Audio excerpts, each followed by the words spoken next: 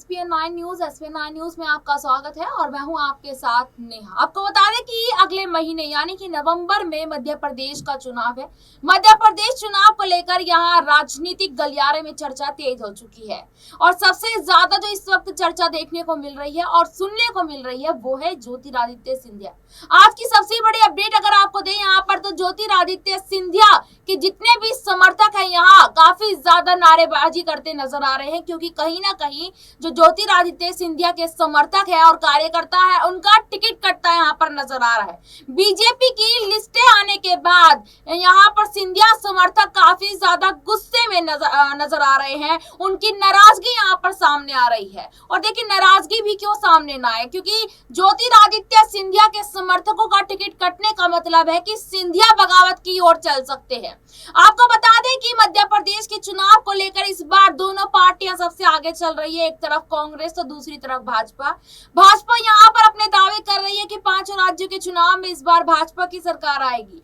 और तो दूसरी तरफ कांग्रेस यहाँ पर अपने दावे कर रही है कि इस बार सीएम सिर्फ और सिर्फ कांग्रेस पार्टी का होगा। इसी बीच आपको बता दें कि राहुल गांधी ने अपनी दूसरी पद यात्रा भी कहीं ना कहीं शुरुआत कर दी है मिजोरम से, आज देखा जा रहा है। तो इसीलिए यहाँ पर ये सवाल उठ रहे हैं कि आने वाले समय में सिंधिया का भी अगर टिकट कट जाता है, सिंधिया को अगर किसी सीट से चुनाव लड़ने की अनुमति नहीं दी जाती है, क्योंकि पिछले काफी समय से देखा जा रहा है कि वो यहाँ पर कोई ऐसी स्पेसिफिक सीट उनको यहाँ पर नहीं दी है जिससे कि वो चुनाव लड़ते नजर आए। हालांकि ग्वालियर और चंबल की वो जिम्मेदारी संभालते नजर आ रहे थे काफी समय से, लेकिन जिस तरीके से उनके समर्थकों का टिकट कटा, सिंधिया का भी टिकट कटा, क्या सिंधिया घर वापसी के बारे में यहाँ सोचने पर मजबूर हो सकते हैं या फिर लगातार हमेशा की तरह भाजपा का ही वो दामन थामे रहेंगे? इसी मुद्दे पर बात करने के लिए मेरे सहयोगी दौलत हमारे साथ मौजूद है। दौलत से जानना चाहेंगे कि आखिरकार सिंधिया के समर्थकों का टिकट कटना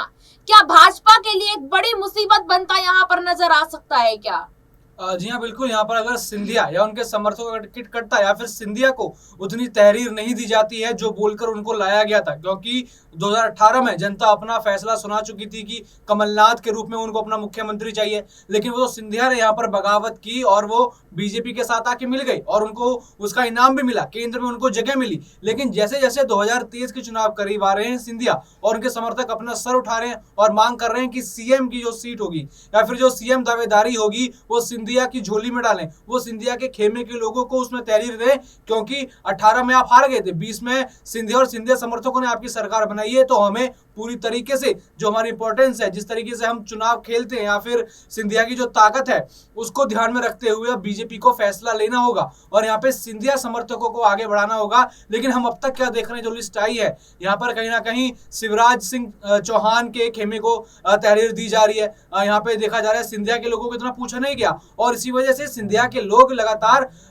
बीजेपी का साथ छोड़ के कांग्रेस की तरफ जा रहे हैं और ये कहीं ना कहीं संकेत दे रहे हैं कि सिंधिया का भी क्या मन लगातार यहाँ से उठ रहा है, क्योंकि सिंधिया के समर्थकों को जगह नहीं मिलेगी तो वहां सिंधिया की भी कोई जगह नहीं होगी। वो मध्य प्रदेश के महाराज कहलाए जाते हैं और अपना महाराज वाला पद वो नहीं छोड़ेंगे, वो बनना चाहेंगे कि वो सीएम बने या उनके खेमे को इतनी तहरीर दी जाए जितनी वो चाहते हैं, क्योंकि सरकार बनाने में मदद उन्होंने ही की थी, उनके विधायकों ने ही की थी। लेकिन उनके विधायकों आप नहीं पूछेंगे तो बिल्कुल भारी संकट यहाँ पर बीजेपी को चुनाव के समय आ जाएगा, क्योंकि बीजेपी यहाँ पर शिवराज सिंह चौहान, इंडिविजुअली मैं बात करूं तो उतना ध्यान नहीं दे पा रहे शिवराज सिंह चौहान पर, क्योंकि आपने यहाँ पर सीएम पद की बात ही नहीं करी, सीएम चेहरे की बात ही नहीं करी। सिर्फ प्रधानमंत्री आएंगे, चुनाव प्रचार करेंगे, वोट मिले तो ठीक, नहीं तो सारा ठीक रहा, राज्य चुनाव समिति में फूटेगा, ये ऐसा नजर आ रहा है और इसमें शिवराज जी फंसते नजर आएंगे और इसलिए वो जनता को संकेत दे रहे हैं कि मैं जाने वाला हूं, मैं बहुत याद आऊंगा। ऐसी स्पीच हम उनकी सुन रहे हैं, ऐसी चीजें उनसे सुनने को मिल रही हैं। तो बिल्कुल यहाँ पर बीजेपी कहीं ना कहीं कमजोर स्थिति में है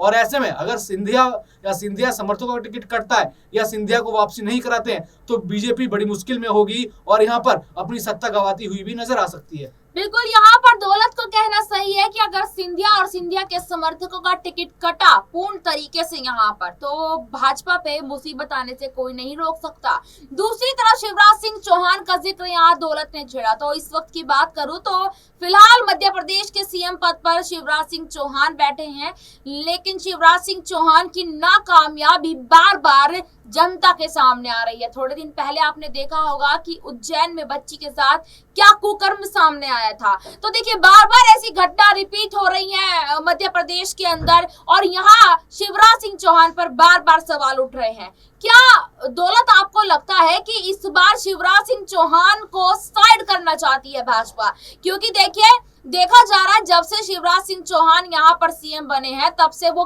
मध्य प्रदेश के ऊपर ध्यान नहीं दे पा रहे हैं, या फिर वो एमपी को सीरियस नहीं ले रहे हैं। कहीं ना कहीं भाजपा को भी ये समझ में आने लगा है कि शिवराज सिंह चौहान के बस की बात नहीं रही अब सीएम पद पर बैठकर जनता को संभालना। क्योंकि आपने देखा होगा कि दलितों के साथ जो कांड हुए वो भी यहाँ पर एमपी से सामने आए थे, और कुछ दिन पहले जो घटना हुई वो भी यहाँ पर एमपी से सामने, वो भी उज्जैन जो कि महाकाल की नगरी कहा जाता है। तो क्या शिवराज सिंह चौहान को साइड करने के बारे में सोच रही है इस बार बीजेपी? और जी बिल्कुल, जैसे देखा जाए तो दरकिनार लगातार यहाँ पर शिवराज सिंह चौहान होते हुए नजर आ रहे हैं, और जिस तरीके से लगातार एमपी का लॉ एंड ऑर्डर यहाँ पर बिगड़ा है तो देखा जा सकता है कि उज्जैन में जिस तरीके से की घटना हुई, यहाँ पर एक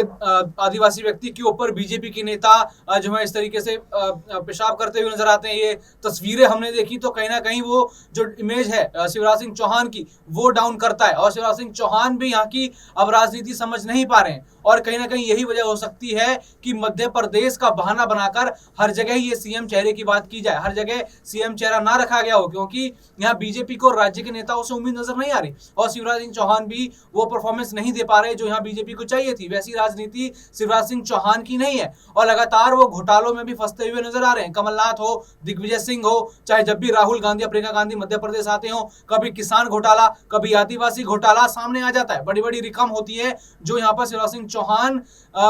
की सरकार पर खाए जाने की आरोप यहाँ पर लगाए जाते हैं। तो देखा जाए तो घोटाले से लेकर लॉ एंड ऑर्डर हर जगह शिवराज सिंह चौहान यहाँ फंसते हुए नजर आ रहे हैं, और 2018 का फैसला जनता फिर दोबारा 2023 में यहाँ पर सुना सकती है। बिल्कुल 2018 वाला सीन दोबारा से क्रिएट यहाँ पर होता नजर आ सकता है 2023 में, क्योंकि अब जनता का मूड यहाँ पर बदल चुका है। देखिए चुनाव से पहले सर्वे किए जाते हैं, और एमपी का भी सर्वे सामने आया है, तो सर्वे में यहाँ पर जो भारी बहुमत की जीत नजर आ रही है वो कांग्रेस के खाते में जा रही है। क्योंकि देखिए काफी लंबे टाइम से देखा जा रहा है कि जितने भी राज्यों के चुनाव हुए तो भाजपा की सरकार से जनता यहाँ पर परेशान है। जमीन पर जाकर भी हमारी SP9 न्यूज की टीम जो बात करती है तो देखती जनता ये कहती नजर आती है कि अब हमें बदलाव चाहिए। लेकिन यहाँ पर ये देखने वाली बात है कि आखिरकार बदलाव होता है या नहीं, क्योंकि या फिर जनता बेफिजूल में ये बातें यहाँ पर करती नजर आ रही है। क्योंकि उत्तर प्रदेश के चुनाव के दौरान में भी देखा गया था कि जब जनता से बात करी थी, जनता कहती थी कि हमें बदलाव चाहिए, लेकिन फिर भी वहां पर सीएम पद पर बैठे योगी आदित्यनाथ ही है। तो अब यहाँ पर ये देखना होगा कि एमपी की कुर्सी इस बार बदलती है सीएम फेस के लिए या नहीं, या फिर दोबारा से शिवराज सिंह चौहान इस कुर्सी पर बैठे नजर आने वाले हैं। फिलहाल के लिए इतना ही, फिर आपसे मुलाकात होगी किसी दूसरे मुद्दे पर। तब तक के लिए देखते रहिएगा SP9 न्यूज। धन्यवाद।